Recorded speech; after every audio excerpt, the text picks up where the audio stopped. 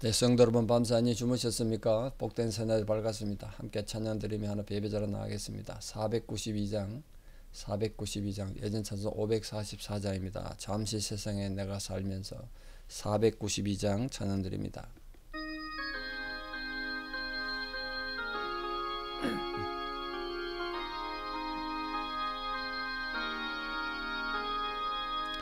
잠시 세상에 내가 살면서 항상 찬송 부르다가 날이 저물어 오라 하시면 영광 중에 나가리. 열린 천국문 내가 들어가 세상 짐을 내려놓고 빛난 멸류관 받아 쓰고서 주와 함께 길이 살리. 눈물 골짜기 더듬으면서 나의 갈 길 다간 후에 주의 품 안에 내가 안기어 영원토록 살리로다. 열린 천국문 내가 들어가 세상 짐을 내려놓고 빛난 멸류관 받아 쓰고서 주와 함께 길이 살리. 나의 가는 길 멀고 험하며 산은 높고 골은 깊어 고난 나의 몸 쉴 곳 없어도 복된 날이 밝아오리. 열린 천국문 내가 들어가 세상 짐을 내려놓고 빛난 멸류관 받아 쓰고서 주와 함께 길이 살리. 한숨 가시고 죽음 없는 날 사모하며 기다리니 내가 거리던 주를 배울 때 나의 기쁨 넘치리라. 열린 천국문 내가 들어가 세상 짐을 내려놓고 빛난 멸류관 받아 쓰고서 주와 함께 길이 살리. 아멘. 주기도문으로 우리의 신앙을 고백드리겠습니다. 하늘에 계신 우리 아버지, 아버지의 이름을 거룩하게 하시며 아버지의 나라가 오게 하시며 아버지의 뜻이 하늘에서와 같이 땅에서도 이루어지게 하소서. 오늘 우리에게 일용할 양식을 주시고 우리가 우리에게 잘못한 사람을 용서하여 준 것 같이 우리 죄를 용서하여 주시고 우리를 시험에 빠지지 않게 하시고 악에서 구하소서. 나라와 권능과 영광이 영원히 아버지의 것입니다. 아멘. 2025년 10월 9일 목요일 새벽입니다. 하나님 주신 말씀 욥기 7장 8절에서 14절입니다. 욥기 7장 8절에서 14절, 욥기 7장 8절에서 14절입니다. 봉독에 올립니다. 나를 본 자의 눈이 다시는 나를 보지 못할 것이고 주의 눈이 나를 향하실지라도 내가 잊지 아니하리다. 구름이 사라져 없어진 같이 서울로 내려가는 자는 다시 올라오지 못할 것이오니 그는 다시 자기 집으로 돌아가지 못하겠고 자기 처소도 다시 그를 알지 못하리이다. 그런즉 내가 내 입을 금하지 아니하고 내 영혼의 아픔 때문에 말하며 내 마음의 괴로움 때문에 불평하리이다. 내가 바다니까 바다 괴물이니까 주께서 어찌하여 나를 지키시나이까. 혹시 내가 말하기를 내 잠자리가 나를 위로하고 내 침상이 내 수심을 풀리할 때에 주께서 꿈으로 나를 놀라게 하시고 환상으로 나를 두렵게 하시나이다. 아멘. 계속되는 욥의 어떻게 보면 하소연이고 어떻게 보면 하나님은 불평 원망일 수도 있는데요. 한마디로 말하면 오늘 말씀의 주제를 하나님께서 의롭고 선하신 하나님이 내 이렇게 고통당하는데 왜 돌봐라 주시지 않는가? 선하신 하나님인데 그 하나님이 악하다는 개념이 아니라 하나님 선이신데 왜 선을 내게 행하지 않는가? 이걸 지금 말하고 있습니다. 특히 내 죽고 나면 하나님 도와주셔도 내 아무 의미 없는데 죽기 전에 도와주셔야지, 뭐 이런 내용입니다. 이제 그 8절에 보시면요, 왜 자신을 본 자의 눈이 다시는 자신을 보지 못할 것이라고 말하고 있냐면 자기 죽을 거거든요. 이렇게 이제 모든 재산은 다 잃고 몸은 병들어서 죽을 건데, 그러면 이제 살아있는 사람 다 자기 못 보잖아요. 다시는 이 세상의 사람으로 일원으로서 사회 일원으로서 살지 못하고 살아난 자와 더불어 행복도 느끼지 못하는 죽어서 썩는 시체가 될 것이다. 심지어는 하나님의 눈이라도 그를 다시 못 볼 거란 거예요. 자기 죽고 없으니까. 하나님이 욥이 죽은 후에 자기에게는 선을 베풀 수 없다는 겁니다. 이처럼 욥은 지금 현세에서 하나님으로부터 도움 얻지 못하면 자신의 삶은 소망이 없다, 그렇게 단정하고 있습니다. 근데 이건 욥의 성급함이죠. 답답하니까 그럴 수 있습니다만, 여러분, 하나님이 인간에게 우리 실제 현재 삶만 책임지시고 관계하시는 분 아니시잖아요. 내세에도 영생까지 책임지시는 분이신데, 근데 이걸 욥이 몰랐던 것 같아요. 이게 정말 믿는 자야말로 현세의 고난에도 불구하고 하나님의 섭리를 믿고 하나님의 신실하심을 믿고 영생까지 맡기는 자로 살아가야 될 점이 있습니다.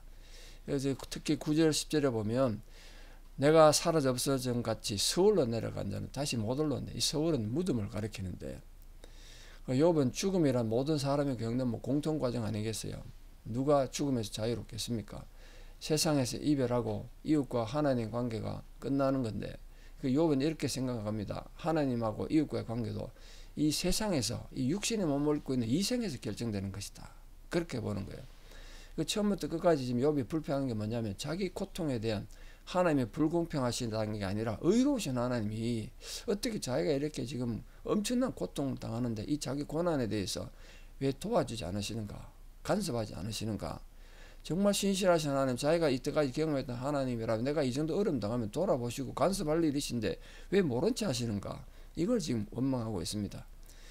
이제 이 욥의 실수가 뭐냐면 하나님의 때를 기다리지 않고 자기 생각에서 하나님이 지금쯤 움직이셔야 된다, 이렇게 생각하는 거죠. 근데 그건 인간의 올건이죠. 우리가 신앙생활 할 때 부르짖고 소리쳐야 될 때도 있죠. 답답하지만.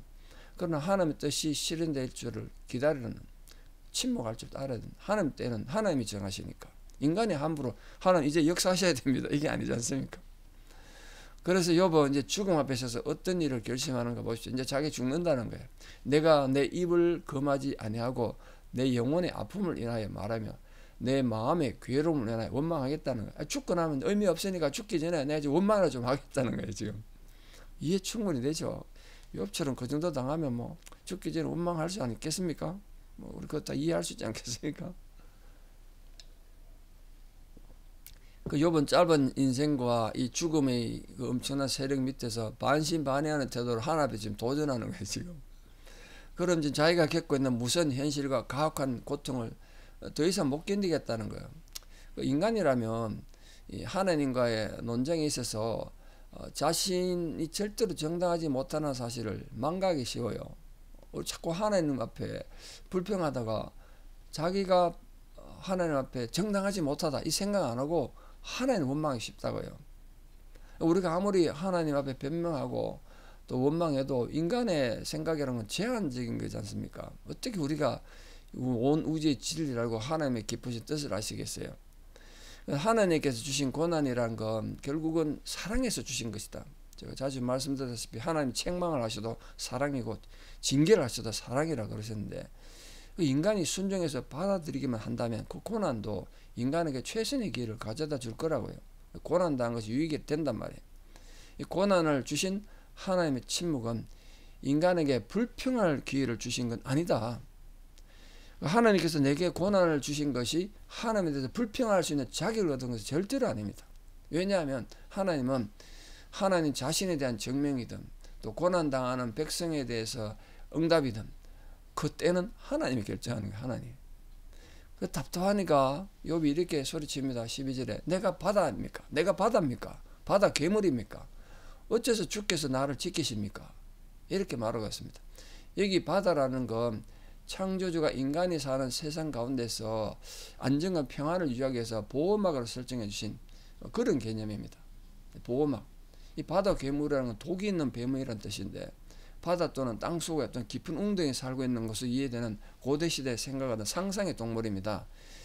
그 욥이 이렇게 하나님 원망하는 건, 내가 그런 바다 같은 존재고 바다 괴물 같은 존재입니까? 왜 나를 이렇게 하나님께서 나를 지키시냐 말은 이렇게 지켜보고 이렇게 괴롭히십니까? 이런 뜻이라고요.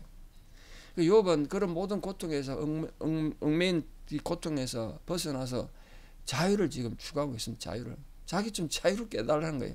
이 고통에서 자유하고 이 질병에서 자유하고. 그래 여러분, 하나님께서는 인간을 간섭하지 않으시고 그대로 버려두면요, 인간 갈 곳은 깊은 구덩이뿐이잖아요. 인간이 하나님을 떠나면 자유로울 것 같은데 하나님 떠나면 갈 곳이 없어요. 오히려 더 영원한 고통이죠. 근데도 욥은 이 자신의 육체적 고통뿐 아니라 정신적인 고통까지 지금 하나님 얘기하고 있는데, 어떻게 얘기하고 있나 보시죠. 13절에 혹시 내가 말하기를 내 잠자리가 나를 위로하고 내 침상에 내 수심을 풀리라 할 때에 주께서 꿈으로 나를 놀라게 하시고 환상으로 나를 두렵게 하시나이다. 그 육체적 고통을 달래기 위해서 내가 잠이나 자자. 근데 하나님께서 꿈속에서도 자기를 놀라게 하시고 또 환상 중에 자기를 두렵게 하셨다는 거예요. 꿈자리도 지금 사나워 잠을 못 자는 거예요. 욥이 육체적 고통과 또 정신적 번민이 이제 환상으로 막 나타나는 건데, 이런 하나님 파괴적인 활동을 적대감을 가지고 바라보고 있습니다. 뭐 누구나 그럴 수 있죠. 자기가 지금 고통 중에 있는데 그 감수하기는 쉽지 않죠. 그런데 인간이 이렇게 악몽을 시달리고 불면증을 가져오는 심리적인 원인을, 파멸을 가져오는 건데, 그 원인을 하나님께 지금 돌리고 있는 거잖아요. 욥이.